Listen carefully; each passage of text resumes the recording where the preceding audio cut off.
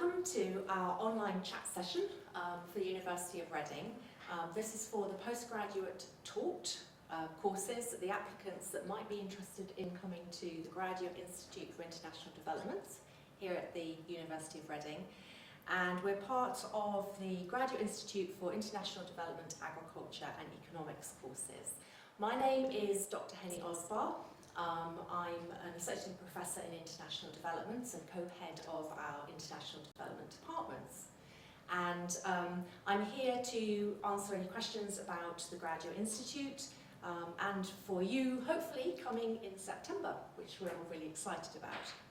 We know that there may be quite a few questions that you have as master's students coming here. They may be around accommodation, admissions requirements, arrival, what it's like to be a master's student here at Reading. And we've got some people on the panel here today that hopefully will be able to answer any of your questions that you might have. So we've got 30 minutes to talk to. We have Anthony Giidae, who is our Senior Admissions Manager for Postgraduate Taught Programmes. Hello. Anthony. We also have Amy Warrington, who is from the MSc Applied International Development. This is Amy. Hi. And we also have Patience Tawani, who's doing the MSc Climate Change and Development at the moment. So there's two current master's students that you can ask questions to, as well as Anthony. You can post your questions online via our Facebook page, and one of the panel members, any of us, will try and answer that question. So, to get things going, while we wait for the questions to roll in, I thought I might ask some questions, perhaps starting with the students. How about the cost of living in Reading, particularly for students perhaps that are coming overseas? Patience, can I ask you, what is it like in terms of if a student is worrying about the cost of living in Reading, for example? Is it expensive? Okay, living in Reading depends on which type of accommodation you want to live in. You want to live in a student accommodation or you want to live in a private accommodation. The cost varies. With student accommodation, you have different ranges of payments. You can pay for 38 weeks, like where I'm living, one of student accommodation. My contract is for 38 weeks. You can have 42 weeks, so it depends on you. Then there are also agencies around for private accommodation. If you want that one too, you can go online and you can have a good number of private accommodations. So we're very close to London. We're only about half an hour from London, and it's a lot cheaper living in Reading than it is in London. We've got the lovely green campus, and you can also get part-time jobs when you're studying. Yeah. Amy, what's been your experience? Yeah, so I live in private accommodation, which I found when I moved to Reading. And I found Reading to be quite affordable. I do have a part-time job. I haven't had it through the whole of my course, but I have managed to balance that with the studying. That's been okay for me. It is close to London. It's also quite affordable to get to London.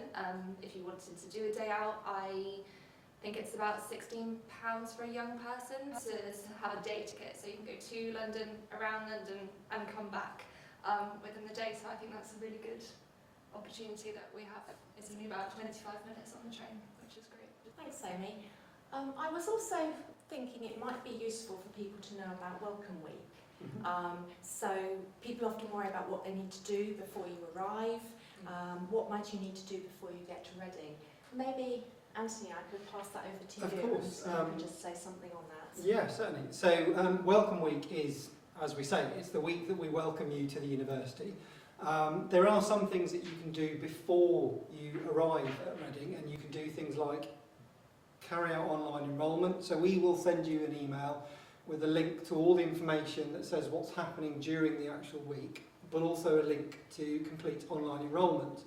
And that's basically you checking through all the information that we have about you, filling in any gaps, any missing information, and getting everything to a point.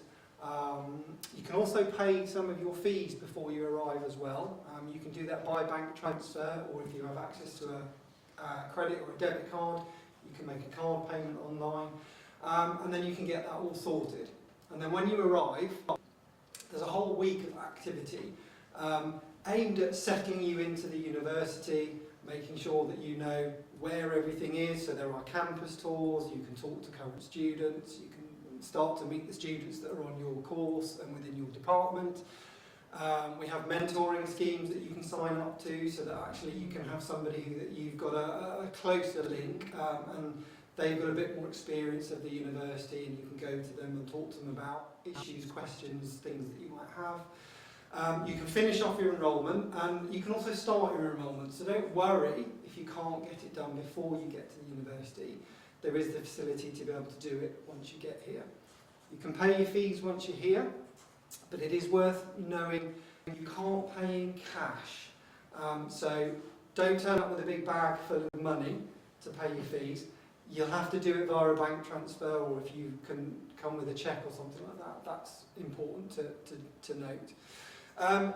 You'll get your timetable, you'll get your campus card and things like that, so you can access the library, and then you'll start going to some of the introductory lectures for the department, module choices. You'll find out about optional modules that you may be able to choose, and you start that process, and then you kind of kick off the following week with the start of term. Yes, indeed. I'm going to add to that because we just had a question that's come in asking about what happens in the first week, which follows on, is it about orientation? When do the classes start? So you have this welcome week, which is a chance for you to settle in and get everything done, quite busy. But it's also a chance to meet people in the schools. You get a chance to meet your programme director, to select your modules, as Anthony said. So that welcome week, you are not getting taught classes. But in the first week of term, then your talk classes start. And it is an introduction to your modules, isn't it? It's very much of an opportunity to get to know the selected modules, the content, to make sure you've chosen correctly. Because one of the things that we try to offer is quite a lot of flexibility on the courses.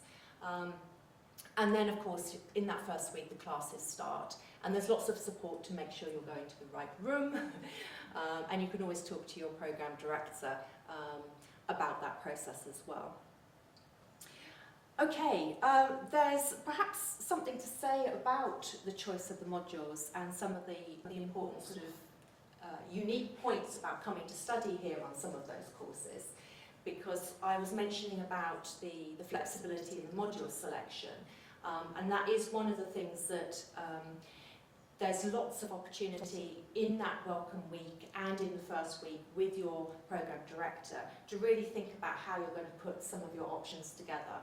So you can think about your employability, your career choices, and also to think about the opportunity to meet. There'll be a huge range of new people to meet, very international. We've got a new question come in, which is, how can I get a part-time job? And I think this is probably something that a lot of students worry about in terms of funding and scholarships and how they're going to pay their way. Amy, you said you have a part-time job. Could you explain a little bit about campus jobs and how you got your job? Yeah, sure. So there is a service that's offered at the university which is called Campus Jobs, and they have loads of jobs available on the campus that they send to students. You can sign up and get sort of notifications when there's new jobs available, and there's everything really on there, from just really casual work at open days, for example, as a student ambassador, everything to something slightly more formal, like a regular part-time job. And if there's none within the uni, then there are plenty of places in town as well that recruit, cafes and shops and this sort of thing. So it depends what you're interested in, but there is plenty of opportunities for people to get jobs. Yes, so it's fairly easy through the online system that we have within university, jobs advertised. And as Amy said, you've got a very big city on your doorstep, as well as the opportunities to support and get paid work within the university. Do you have any experience of getting part-time jobs? Is there something you'd like to add? Oh yeah, I have a part-time job. I got this one from a different website, Total Jobs. It's quite interesting. Like Amy said, there are many options, so many options. It depends on how you want to fit it with your school program, because I took this job towards the end of my lectures so that it doesn't interfere. There are many options. It depends on what you actually want to do. There are options.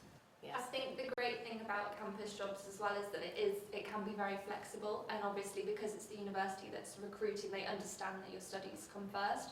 So it's a little bit, you can get far less regular jobs that just top up a bit of pocket money when you need it, as well as looking for something more regular too. Yeah. So I know that people worry about part-time jobs and getting scholarships. I just wanted to say in relation to that on the website you can get all the information about scholarships, and although it currently looks like it's closed, please watch the website because some of those may be extended. There's a question come in about what is the best thing about being a Giidae student. Well, I think this is definitely one for the students to answer. Who would like to go first? Patience. Yeah, maybe. It's a life opportunity to be a student here.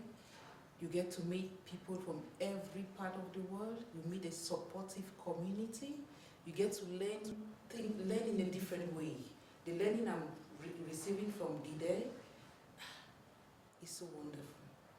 Critical learning, critical thinking. I get to be critical positively over everything I come across, which is something I could not have done it with my normal way of learning back in my home country. So it's just a wide range of experience. If I have to go by it little by little, I think we'll spend the whole day here. Thank you. I think another, like Patience said, it's a really social environment. So a lot of the lectures and seminars that we have are really geared towards learning from each other, which is great because there's people from everywhere with so many different experiences to share, that in itself has been a really, really good learning facility as well. And we have coffee and cakes regularly, which is really nice, and we had a Christmas party, so it is a very social environment, as well as obviously offering all the academic perks that Giidae does. I think what we've tried to create is a community and an opportunity for students to learn from each other in the classroom and socially as part of the school and the International Development Department and Agricultural Economics. There's a real diversity of people with very different backgrounds, a range of professional, mid-career professionals, people that are straight out of their degree, people with a whole range of different interests. And a lot of the learning and teaching set up in the classroom is designed to stimulate that critical thought. So it's quite rare that you get lecture formats. A lot of it is very interactive and fun. Oh, there's another question. Is there any career support within the school? Well, that's definitely something that people worry about in terms of employability. And within the Graduate Institute, something we take very seriously about making sure that students are supported in thinking about how they select their modules. So right from the start, we're thinking about what your career interests are, what your options are. And you always have an opportunity to talk to your individual programme directors, which can be quite useful in terms of having informal advice within the sector. But there is also the career support, there's a career support service within the university, and they provide dedicated support around employability, CV skills, supporting you on LinkedIn. I don't know if either of you did that, but there was a number of sort of sessions and seminars, plus the one-to-one support. And there's many sort of different careers that people go on to with the diversity of different interests. So you will be supported regardless of that diversity. Maybe you're at a stage now where you're writing up your master's dissertations and sort of finish your exams.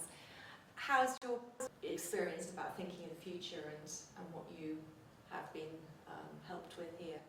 I think what's been really useful, like Henny said, is that we have been thinking about careers from the start. I think every other week there's someone from the careers department comes in to give different lectures about LinkedIn or developing your CV, different places that you can find access to jobs, and you can also book appointments with them. So right now is kind of a bit of a difficult time with the dissertation being written. It's quite busy, but they have loads of appointments that you can book, and it's really flexible. So I've used a career service to go through a job application that I did, and then help me to prepare for a mock interview, which I had a real interview for. So yeah, it's been a really, really helpful service for sure. Yeah, very helpful indeed. To link up what Ami said, I visited a career service some time back to improve on my writing skill, to write motivation letters and a CV, which I did. I wrote one and I've applied for a job. I'm intending that I'll be called for that job. A lot of opportunities, like different careers, what I'm doing, climate change and development, very wide opportunities out there.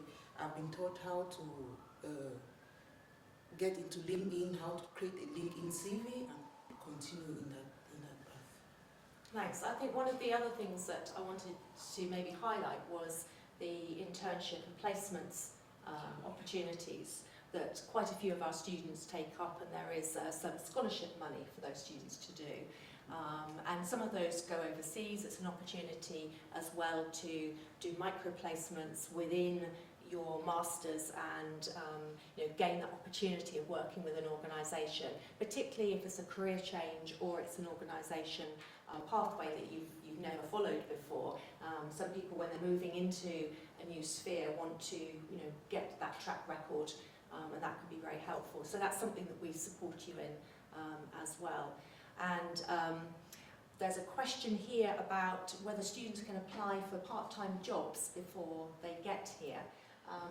Anthony, do you know what's feasible? So I think it depends on where you're coming from, and also, so if you're a student, say, who's in the UK, who's coming to do a programme here, then you might already be working for an organisation that has branches or outlets quite close to Reading anyway, so you may be able to transfer your job when you come. If you're coming from further afield, that's a bit harder, and actually what you probably want to do is wait until you get here so you know exactly what your timetable is going to be like, when you might be able to fit some part-time work in, and if you want to as well, because you might decide that actually you got the course, there's all the clubs and societies that the Students' Union and the university has, and if you start joining in with those, you may not want to necessarily do a part-time job, but if you need to, you kind of know how everything fits in and you can then go from there. So I definitely encourage you to maybe wait until you come to the university before looking for something. You were talking about all the clubs and activities, and one of the questions we often get asked are the facilities. What's it like on campus? What's it like as a student studying? What is available to you? We've got a whole range of a wonderful green campus, but many shops and activities that people can do. I was wondering maybe if you wanted to say a little bit about your experience of being on campus and it being a campus university and how that's different, what it's got. Yeah, I really love being on a campus university. I think it's one of the things that attracts me to Reading as well, because we are set in beautiful countryside, so it's a really nice environment to be in. And I think that also, especially now while the weather's really nice, when you can have a study break and just go and sit out on the grass or around countryside, it's lovely. Also on the campus there's a lot of social spaces, loads of coffee shops, which is great. And obviously we have the library and another building for studying in too, so there's lots of study space. The Students' Union has also been quite a big part of my student experience, so I've done some volunteering with the volunteering department there, and that's also another way that you can get really good careers experience, because they have loads of connections with different voluntary organisations in Reading, so you can sort of tie that into your studying too, and because it's through the university you're going to meet loads of other students that are interested in the same things as you, so yeah. So yeah, the RUSU, the Student Union, is on campus. You've got a 24-hour library which is currently being renovated. It's going to be a very nice space. The convenience shop you mentioned, there's a Starbucks, Yeah.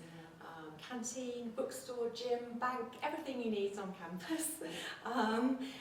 Yeah. Patience, what has been your yeah. thoughts? In addition to all these facilities, we have the international market every Thursday where you can get food from different parts of the world, and we have a fresh veggie and fruit market that is just close by. You don't need to go maybe out to the city center to go and get fruits and veggies. You have that on campus every Thursday, in addition to the facilities that Amy and Dr. Hedy mentioned.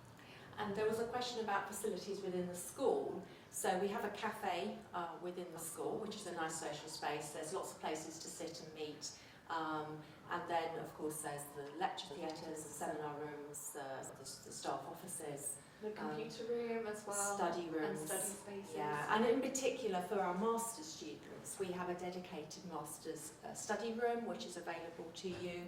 You can go in and there's some place to kind of talk about work, to socialise, there's computer access there. There's a question about if you don't get funding, how do you defer your offer? So I think this is probably a question on admissions. Yep, okay. So it does happen, and obviously, you know, there's only a limited number of scholarships, or it might be for personal reasons that you suddenly can't come to university this year. We're more than happy to defer an offer for a year, so all you need to do is contact the admissions office. So you can email pgadmissions@reading.ac.uk, ask if you can have your offer deferred, and then what we will do is we will process that for you and we will send you out a new offer. It may take a little bit of time, so if you contact us now, we probably won't send you a new offer until the autumn, but don't worry, we will have got that and we will process that for you. And then you can hopefully join us the following year. Okay, I hope that answers that question. I think if there's any questions that people have, they should contact admissions immediately about that to discuss that. Yeah. The other question I sometimes get asked is about managing workload and the experience of doing a master's with 1 year. It's quite intense, but as you've both said, hugely stimulating and an opportunity to then start to build pathways on careers. In terms of the types of modules, it might be worth saying something about you've got your 2 talk terms and you usually taking a balance of modules on you, sort of maybe half in your first term and then half in your second term. It might be worth talking about maybe your experiences of managing that workload, perhaps any tips you have for people that will be coming in and starting afresh in September. Yeah, sure. So my module pathway that I've chosen is called Sustainable Livelihoods within the Applied International Development course. And I chose the pathway because it offered a really nice selection of modules that was spread over the 2 semesters. My semesters were actually slightly top heavy, so my first semester I took 10 extra credits, which was quite intense, but the fact that the lectures were so stimulating and that I was really enjoying what I was learning really helped with that. I think it's staying on top of the reading is quite important, just making sure that you've read something for every lecture that you go to can really, really benefit you. And obviously then when you do assignments in the long term, you've already got this loads of knowledge that you can put into it. So I think a lot of people you choose to do the masters a little bit like a 9 till 5, so they'll do sort of, even if you've only got maybe an hour or 2 hours of lectures or seminars on one day, staying on campus and just staying on top of things, with a coffee, with your friends from the course, it's quite a good way of making sure that you just keep on top of your workload and keep a balanced kind of quality of life as well. Yes, that's important. Patience, did you want to add? Yeah. I'm doing climate change and development, so my courses were like, I try to balance my modules, 50 first semester, 50 second semester. I had compulsory modules, but I picked up some other 2 elective modules because my path is looking at the impact of climate change on agriculture, so the other elective modules were more on agriculture. Concerning workload, what I do is I immediately after lecture, if I don't get something right, I meet the tutor immediately after. Then with classmates, we get to talk about it. We organize a meeting. We organize a time where we get to talk about what was discussed in class. We have very supportive tutors. They get to listen to you, explain things to you, and again, the library is there with all the facilities. You have the books, you have the journal articles. You can get there and then improve on what you learn in class. Yeah. And I thought it might be useful to add that for students that are perhaps not so used to the UK study experience, or if you're coming back into study after, people often worry about this, but certainly for the international students and for those people coming back, we provide an extra optional module which is there to support you in terms of settling into Reading, making sure that you understand ideas about what we mean about critical writing, language, academic English writing, and it's hugely popular.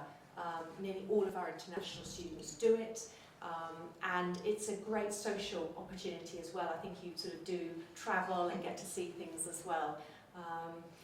Any tips for balancing parenting and study, and is there any support available other than the nursery? Well, I think for many of, as I mentioned about people coming in from, with different experiences, we do get a lot of students who try to balance work-life issues, and I think that that's something about managing the selection of modules and your timetable in discussion with your programme director to make sure that your timetable is flexible. I'm not sure if you're doing the studying part-time or full-time, but obviously that's something that you can discuss with your programme director. And the university is conscious that people have multiple commitments to fulfil in their lives. So there is the on-campus nursery, but there are also private nurseries. And maybe you might be able to answer. Of course. Yeah, there are a number of private nurseries around the surrounding area. As a member of staff, I've got a little one, and he was in nursery. He's now in school, but it was only 5 minutes away from campus, so it was really close, ideal. So I didn't have any worries or concerns on that side of things. And then there's also lots of registered childminders as well. So actually you might not need a nursery, you might just need somebody who can do some childminding a few hours a week, that sort of thing. So there's ways of accessing that online and through the Students' Union as well. They will help signpost and direct people to that. There's a question about accommodation. I think people are thinking about that now. So can the accommodation for halls be extended for 41 weeks to 50 weeks? Is that something that maybe you could mention? Yeah, sure. So there are, as Patience has already mentioned, there's a variety of contracts of different lengths available. And you can get some contracts that are already for 50 weeks, so you can choose a room or a location within a halls of residence to cover that to begin with. If, however, you do choose something and then you feel you want to maybe extend it, or if you can do something different, the best thing to do is talk to the accommodation team directly, and then they can look at whether there's an option for you to change what you've got, move into a different hall, or even stay with what you've got, and then there might be a period at the end where you, just for the short term, you can move into another hall of residence, because obviously the halls do become available, and there are different areas around the accommodation that have more space than others at different times of the year. So there's definitely options, and it's worth talking to accommodation. Yes, and you can go onto their website, which is www.reading.ac.uk/accommodation, to find all those links and speak to them directly. Okay, so we have probably covered quite a lot of ground here. I think that it's going to be really great to welcome you to Reading, and on behalf of the team, we look forward to seeing you. If you have any questions, then do email programme directors, do email admissions. We're always happy to answer any questions that perhaps you haven't had a chance to ask us, whether it's about accommodation, living here, the study, your course design, and preparation. So thank you very much. Bye from the University of Reading. Bye.